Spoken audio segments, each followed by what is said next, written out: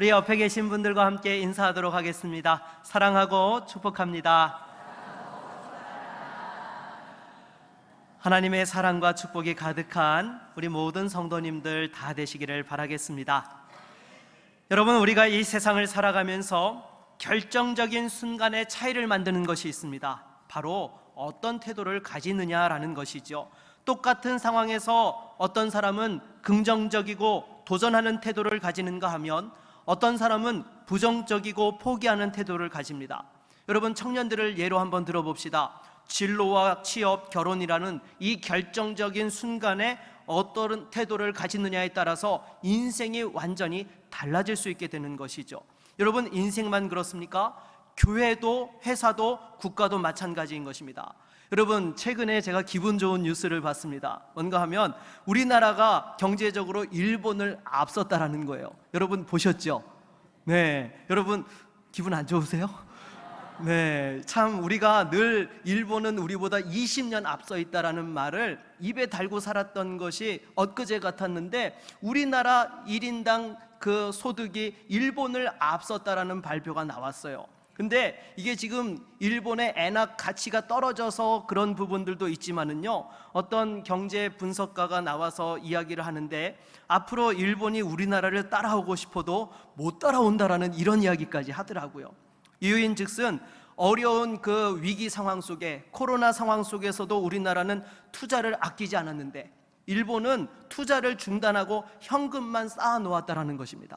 그래서 지금 인공지능 시대가 왔는데 투자를 아끼지 않았던 우리나라는 지금 어때요? 막 쭉쭉 치고 나가고 있는 거예요. 여러분, 지금 세계적인 글로벌 빅테크와 경쟁할 수 있는 자국의 AI 산업을 가지고 있는 나라가요, 그 미국과 중국을 빼놓고는 우리나라가 거의 유일하다고 그렇게 이야기가 되고 있는 상황인 거예요.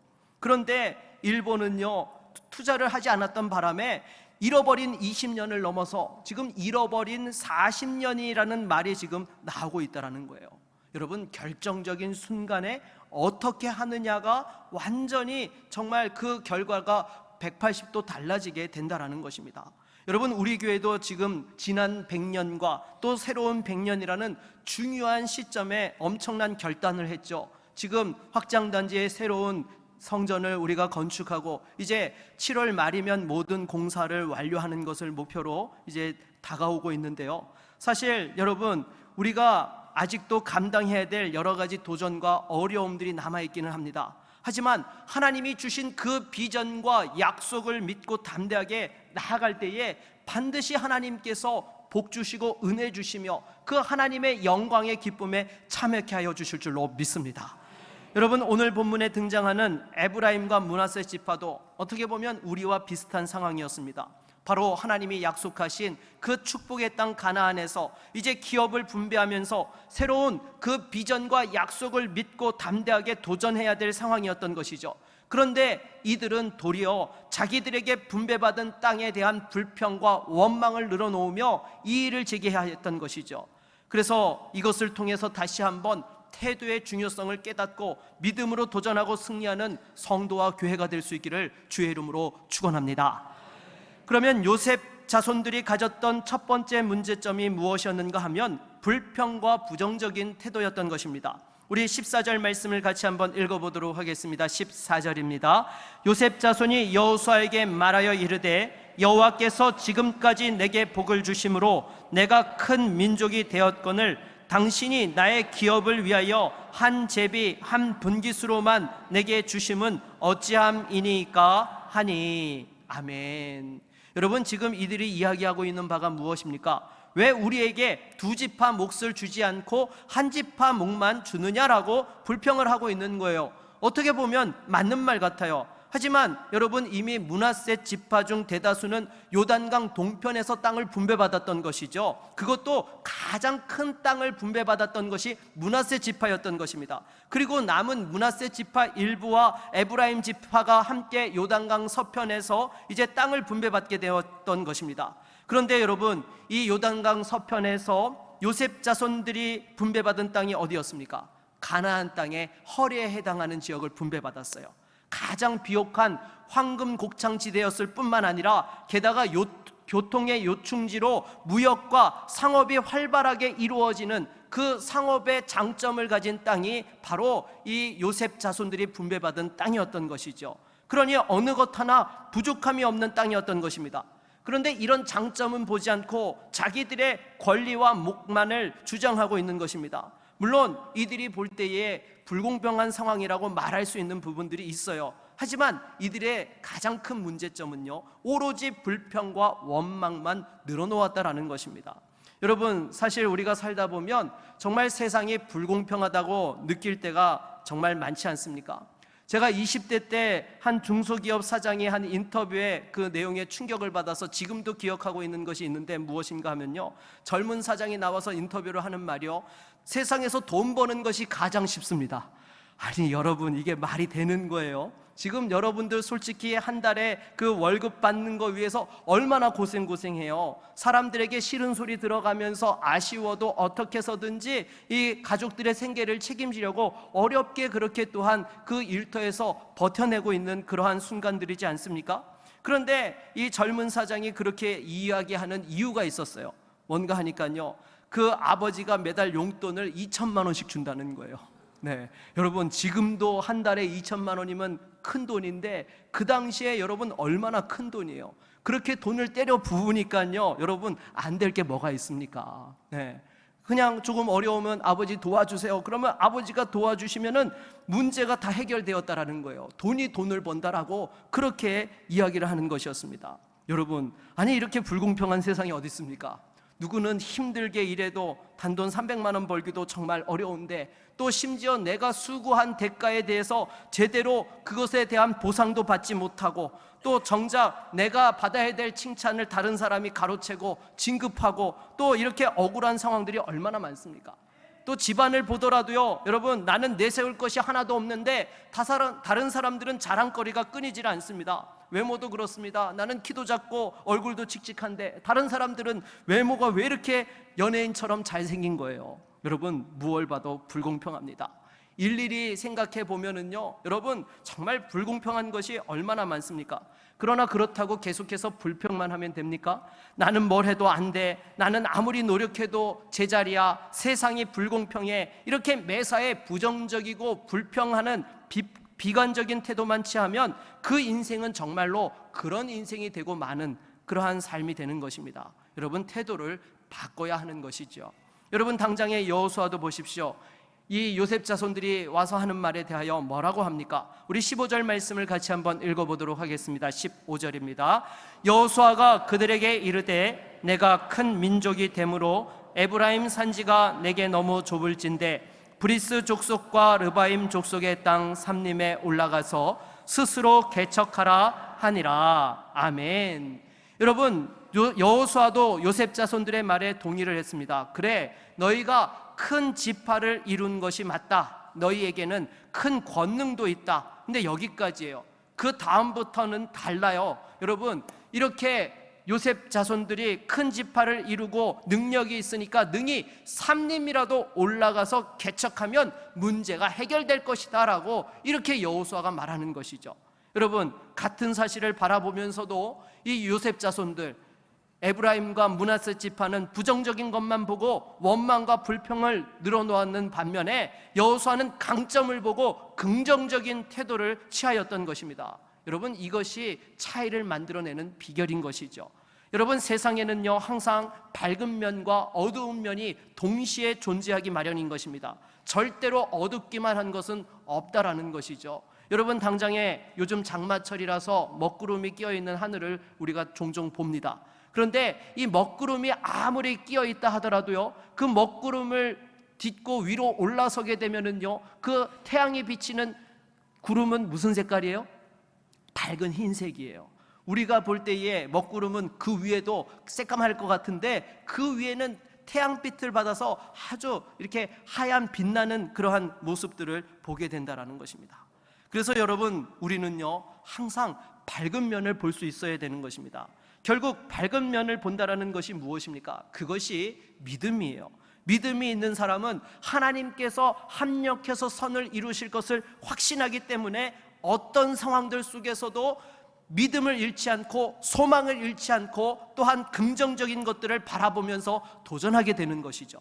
여러분, 인간관계에서도 마찬가지인 것입니다. 사람은요, 항상 좋은 면과 나쁜 면을 동시에 가지고 있습니다. 그런데 어떤 사람을 보게 되면 항상 다른 사람에 대해서 좋은 건 절대로 말 안 해요. 그냥 안 좋고 부정적인 것만 말하는 사람들이 있습니다. 그런데 이런 사람들의 특징이 무엇입니까? 열매가 없다는 거예요. 여러분, 가만히 보십시오. 늘 부정적인 말만 하는 사람들은요, 늘 그 사람이 가는 곳마다 무슨 일이 생겨요?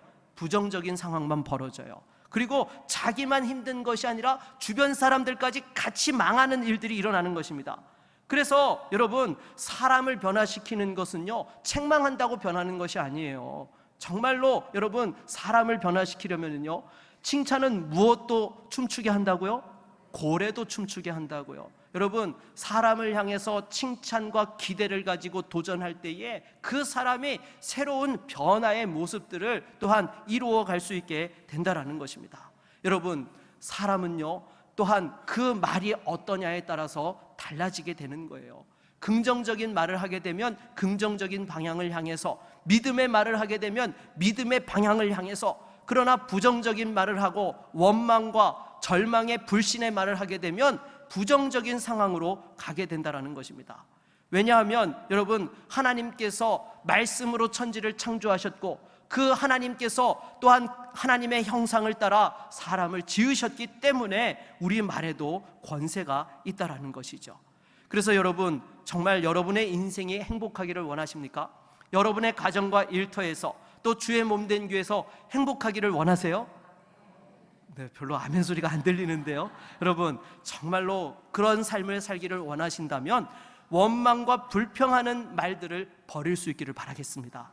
대신에 우리 입술이 감사와 기대로 가득 찰 때에 하나님의 소망과 축복을 누릴 수 있게 되는 것이죠. 그렇다면 우리의 이 입술의 말이 변하기 위해서는 어떻게 해야 될까요? 우리가 바라보는 눈이 달라져야 되는 거예요. 여러분, 삐딱한 눈으로 보면요, 모든 게 다 삐딱해요. 그러나 사랑의 눈을 가지고, 긍정적인 눈을 가지고 보면은요, 모든 게 다 어때요? 사랑스럽고 이뻐 보이는 거예요. 네. 그래서 여러분, 긍정적이고 사랑의 눈으로 바뀌면 말이 변하고 태도가 바뀌게 되는 것입니다. 여러분, 우리 옆에 있는 분들과 이렇게 한번 인사해 보도록 하겠습니다. 긍정적이고 사랑의 눈으로 바라봅시다. 네, 여러분, 긍정적이고 사랑의 눈으로 바라봅시다 하면서요, 그냥 인상을 빡 쓰고 얘기하시는 분들이 계시는데 그러면 안 돼요. 다시 한번 인사하겠습니다. 이게 밝게 환하게 웃으면서요, 긍정적이고 사랑의 눈으로 바라봅시다. 네, 하나님께서 여러분에게 축복해 주시기를 바라겠습니다. 요셉 자손의 두 번째 문제는 무엇이었는가 하면요, 책임 전가였어요. 여러분, 지금 자신들에게 벌어진 문제에 대해서 나의 문제라고, 이 문제의 해결책을 우리가 어떻게 하면 좋겠느냐라고 묻는 것이 아니라 여호수아가 지금 당신이 이 문제의 원흉이니까 당신이 책임지라는 식으로 이렇게 이야기를 하고 있는 것입니다. 애초에 두 분깃을 주었어야지 어떻게 한 분깃 한 몫만 우리에게 줄 수 있느냐, 그렇게 이야기하는 거예요. 물론 여러분, 이 일을 누가 한 거예요? 여호수아가 한 거예요. 하지만 솔직히 여호수아의 입장도 생각해 보십시오. 여러분, 여호수아가 어떤 지파 사람이었어요? 에브라임 지파 사람이었잖아요. 요셉 자손이었습니다. 근데 여호수아가 자기가 속한 요셉 자손들에게 두 몫을 가지게 했다라고 한다면은 그 나머지 지파들이 땅 분배를 하면서 여러분 가만히 있었을까요? 저거는 특혜다, 주최 측의 농간이다, 뭐 이러면서 막 빨간띠 두르고 막 둘러 일어서지 않았겠습니까, 여러분? 여러분, 이해관계가 얼마나 복잡한데 정말 그 상황 속에서 가나안 땅의 가장 곡창지대와 교통의 요충지를 차지하게 된 것만으로도 감사해야지 어떻게 이럴 수 있습니까? 그래서 여호수아가 이들에게 한 말이 무엇인가 하면 브리스 족속과 르바임 족속의 땅 삼림에 올라가서 스스로 개척하라라고 이렇게 그들에게 권면하였던 것입니다. 이것이 현실적인 해결책이었고 또 에브라임 지파와 므낫세 지파는 그것을 감당할 수 있는 능력이 있는 지파였던 것이죠. 당연하죠. 여러분, 하나님께서 여호수아를 사용하셔서 가나안 땅을 정복했는데 그러면 에브라임 지파가 선봉에 섰겠어요, 안 섰겠어요? 당연히 선봉에 서서 그 일을 주도했던 지파였던 것입니다. 그러니 그 산림 지역을 왜 정복을 못하겠습니까? 그러나 이들은 뭐라고 하죠? 우리 16절 말씀을 읽어볼까요? 요셉 자손이 이르되 그 산지는 우리에게 넉넉하지도 못하고 골짜기 이 땅에 거주하는 모든 가나안 족속에게는 벳산과 그 마을들에 거주하는 자이든지 이스라엘 골짜기에 거주하는 자이든지 다 철병거가 있나이다 하니. 아멘. 여러분, 또다시 핑계를 들고 나오는 것을 보게 됩니다. 여러분, 이렇게 문제에 대해서 책임을 지지 않고 계속해서 핑계만 대게 되면 절대로 문제가 해결되지 않습니다. 당장에 우리도 가끔 어떤 문제가 있을 때에 남 탓을 하는 경우들이 있잖아요. 나에게는 책임이 없고 다른 사람에게 모든 책임을 돌립니다. 때로 환경 탓을 하고요, 또 심지어 부모 탓, 나라 탓, 시대 탓까지 하는 그러한 모습들을 보일 때가 있는 것이죠. 여러분, 예전에 제가 TV 프로그램을 보다가 부부 갈등을 다루는 프로그램을 본 적이 있습니다. 그런데 이혼 직전에 있는 부부들이 대화를 나누는데요, 100% 서로를 비난하고 책임을 전가하는 거예요. 남편한테 물어봐도 아내한테 물어봐도 대답이 똑같습니다. 뭐라고요? 나는 잘하려고 했는데 누가 문제라고요? 네, 상대방이 문제라고요. 상대방이 바뀌지 않으면 문제가 해결될 수 없다고, 나에게는 아무런 책임이 없다고 그렇게 이야기를 하는 거예요. 여러분, 이러면 절대로 해결책을 찾을 수 없는 것입니다. 제가 서울에서 사역을 할 때 이런 일도 있었습니다. 무엇인가 하면 증권사에 일하는 한 집사님이 계셨는데요, 당시에 한창 우리나라의 이 주식붐이 일던 시기였어요. 그러니까 구역에 있던 한 성도님이 이 집사님이 증권사에 있는 것을 알고는 가서 좋은 종목을 하나 추천을 해달라고, 그래가지고 집사님이 고민을 하다가 한 종목을 추천해 주셨어요. 그런데 어떻게 되었을까요? 네, 어떻게 잘하세요? 반토막이 난 거예요. 대박이 났으면 좋았을 텐데 반토막이 난 거예요. 그래가지고 이 성도님이 그 집사님한테 찾아가서 자기 돈 물어내달라고. 여러분, 그러면 그거 물어줄 수 있어요, 없어요? 어떻게 물어줍니까? 물론 미안한 마음이지만은 여러분, 그것은 엄밀히 누구 책임이에요? 자기 책임인 거예요. 근데 이 집사님이 나는 그거에 대해서 미안한 마음은 있지만 물어줄 수 없다라고 딱 잘라서 거절한 것입니다. 그랬더니 담임 목사님한테 찾아가가지고 교회에서 저 집사 치리해달라고. 여러분, 그게 말이 됩니까? 만일 추천해준 종목이 대박 났으면은요, 여러분, 그 수익의 절반을 떼서 그 집사님에게 드렸겠어요? 여러분, 게다가 교회에서 허락받고 주식 샀나요? 그런 거 아니잖아요. 문제는요, 추천해준 그 집사님이 문제가 아니라 책임을 전가한 그 성도가 문제였다라는 것입니다. 여러분, 우리에게 어떤 문제가 있을 때에 정말 때로는 다른 사람의 잘못 때문에, 어쩔 수 없는 환경 때문에 발생하는 경우들이 있어요. 그래도 우리가 책임을 전가하지 말고 스스로 문제를 책임지고 해결해 나아갈 때에 그 문제를 극복할 수 있게 되는 것입니다. 여러분, 노벨 문학상을 받았던 조지 버나드 쇼가 이런 말을 남겼어요. 사람들은 현재의 자기 모습을 환경 탓으로 돌려 불평한다. 그런데 정말 성공한 사람들은 주위를 둘러보고 원하는 조건이 갖추어져 있지 않으면 스스로 환경을 만들어낸다. 여러분, 이것이 바로 평범함과 비범함의 차이를 만드는 비결인 것입니다. 평범한 사람은 문제가 있으면 다른 사람을 탓하고 환경 탓을 하지만은, 스스로 책임을 지지 않으려고 하지만은, 그러나 비범한 사람은 문제를 어떻게 해서든지 자기의 힘으로 해결하고 변화시켜 가려고 한다라는 것이죠. 여러분, 우리도 마찬가지인 것입니다. 어떻게 해서든지 문제를 해결하기 위해서 몸부림칠 때 하나님이 도와주세요.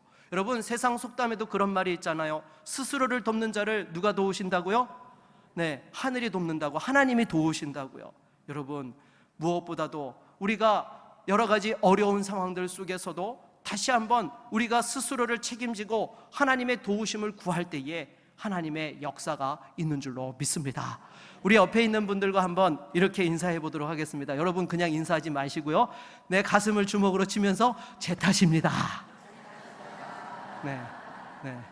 여러분, 누구 탓이에요? 네, 내 탓이에요. 옆에 있는 사람 자꾸 탓하지 마시고 함께 문제를 풀어갈 수 있는 믿음의 성도가 될 수 있기를 바라겠습니다. 요셉 자손의 세 번째 문제는요, 포기였습니다. 여호수아가 산림을 개척하라고 하니까 이들은 그곳에는 철병거를 가진 거민들이 살고 있어서 어렵다라고 이야기를 합니다. 장애물 때문에 힘들고 또한 그것이 어렵기 때문에 포기했던 것이죠. 그러나 이것은 불순종이고 불신인 거예요. 분명히 하나님께서는 이스라엘 백성들에게 뭐라고 약속하셨습니까?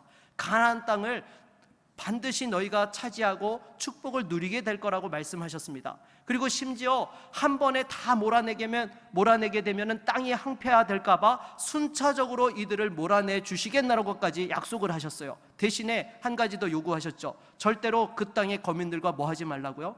언약 맺지 말라고. 그렇게 하나님께서는 분명하게 말씀해 주셨습니다. 그리고 실제로 청일병거를 가지고 있었던 그 가나안 땅 원주민에 대해서도 여러분 어떻습니까? 유다 지파의 갈렙을 보십시오. 이 갈렙이 여호수아에게 찾아가서 하나님께서 또한 약속하신 자신에게 주어질 땅을 달라고 요구했던 것이 어디였어요? 헤브론이었습니다. 이 헤브론은 가나안 땅에서도 가장 그 지형이 아주 험하고 천연 요새와 같은 그런 지역이었던 것이죠. 게다가 거기에는 아낙 작손, 거인 족속들이 살고 있었던 곳이기도 했던 것입니다. 그런데 여러분, 오히려 이 갈렙은 이 산지를 내게 주소서라고 하나님 앞에 담대하게 외치며 나아갔던 것이죠. 심지어 여러분, 그때 갈렙의 나이가 몇 살이었어요? 85이었어요. 이제 오늘 내일 하는 그 어르신이 험준한 산지를 치하러 올라갔던 겁니다. 왜요? 하나님이 약속을 믿었기 때문에 그 결과 헤브론을 차지할 수 있게 되었던 것입니다. 그런데 요셉 자손들은 정반대의 모습을 보였던 것이죠. 우리는 할 수 없다라고 포기해버렸던 것입니다. 이것이 바로 차이를 만들었다라는 것이죠.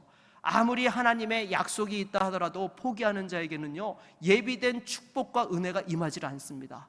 아무리 어렵더라도 약속을 믿고 올라가는 자에게 예비된 축복과 은혜가 임하게 되는 것이죠. 그래서 여러분, 우리도 보십시오. 처음 교회 이전 결정을 하고 나서 진행할 때에 얼마나 염려와 걱정들이 많았습니까? 그러나 믿음으로 우리가 하나 되어서 담대하게 나아갔을 때에 여기까지 오게 된 거예요. 정말 저는요, 매일같이 이렇게 새롭게 지어진 예배당 앞을 지나가면서 볼 때마다 드는 생각이 무엇이면 기적이다, 기적이다. 제가 그 말을 하면서 지나다닙니다. 여러분, 정말 기적이지 않은가요? 여러분, 정말 우리 교회가 돈이 있어서 이 일을 시작한 것이 아니잖아요. 돈 한 푼 없이 하나님께서 주신 감동에 우리가 믿음으로 순종해서 결단하며 나아갔을 때에 지금 이와 같은 놀라운 그 역사를 우리가 보고 있는 것입니다. 그리고 만일 그때 우리가 포기했더라면요, 하나님이 예비하신 은혜와 축복도 날아갔어요. 여러분, 그러나 우리가 믿음으로 도전했을 때 이미 주신 축복들을 누리고 있잖아요. 제가 얼마 전에도 말씀드렸지만 지금 우리 주일학교가 부흥하고 있고 새로운 교사들이 이렇게 계속해서 채워지고 있는 것, 여러분, 이것이 하나님의 축복이 아니면 무엇이 축복이겠습니까? 물론 아직까지 교회 매각이 안 돼서 기도 제목이긴 하지만은요, 우리가 한 마음으로 기도할 때 이 일도 하나님께서 해결해 주실 줄로 믿습니다. 여러분, 하나님께서 축복을 주시겠다고 또 새로운 사명과 우리에게 비전을 허락해 주셨습니다. 물론 어려움들이 있지만은요, 믿음으로 함께 나아갈 때에 반드시 하나님께서 그것을 이루게 하시고 또한 여러분의 가정과 여러분의 자손들에게도 믿음의 축복을 이어가게 하여 주실 줄로 믿습니다. 그러기에 혹여라도 우리 안에 부정적인 마음과 불신하는 그러한 모습들이 있었다면 철저히 버리고 다시 한번 예비하신 축복과 은혜를 누릴 수 있는 믿음의 태도, 소망의 태도, 확신의 태도를 가지고 나아가는 우리 모두가 될 수 있기를 바라겠습니다. 말씀을 맺겠습니다. 여러분, 우리의 능력을 하루아침에 바꾸는 것은 불가능합니다. 또 우리가 처한 환경도 바꾸기가 어렵습니다. 그러나 내가 취하는 태도는 어떻습니까? 바로 바꿀 수 있는 거예요. 하나님이 주신 약속을 붙들고 미래를 꿈꾸는 자에게 미래가 열리게 되는 것입니다. 태도만 달라져도 인생이 바뀌게 되는 것입니다. 여러분, 부정적인 태도를 버리고 책임을 전가하지 말고 다시 한번 할 수 없다고 포기하지 말고 능하게 또한 할 수 있는 하나님의 능력을 의지하며 나아갈 수 있기를 바라겠습니다. 그래서 무엇보다도 다시 한번 이런 태도의 변화를 통해서 가정과 일터에서 새로운 교회에서 더 크고 풍성한 축복을 누리며 영광 돌릴 수 있는 모든 믿음의 종들이 되시기를 주의 이름으로 축원합니다.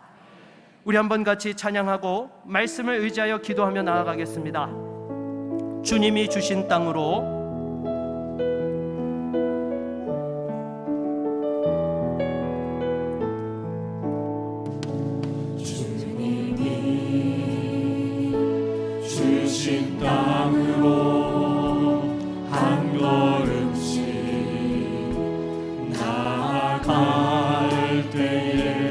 수많은 적들과 견고한 성이 나를 두렵게 하지만 주님을 신뢰함으로, 주님을 의지함으로, 의지함으로, 주님이 주시는 담대함으로, 주시는 담대함으로 큰 소리 외치며 나아가네. 이 산지를 내게 주소서. 그날에 주께서 말씀하신 이제 내가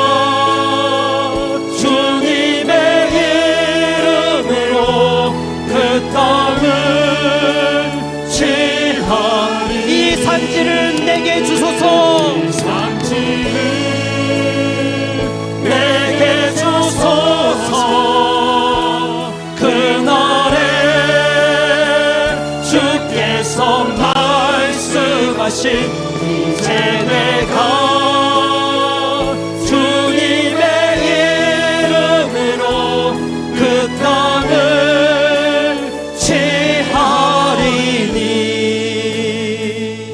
여러분, 이 시간 약속의 말씀을 의지하며 함께 기도하며 나아갑시다. 혹시 여러분 하나님의 약속이 있음에도 불구하고 내 안에 여러 가지 원망과 불평으로 부정적인 마음을 갖고 있지는 아니하였습니까? 아니요. 여러분, 다시 한번 약속을 믿고 도전합시다.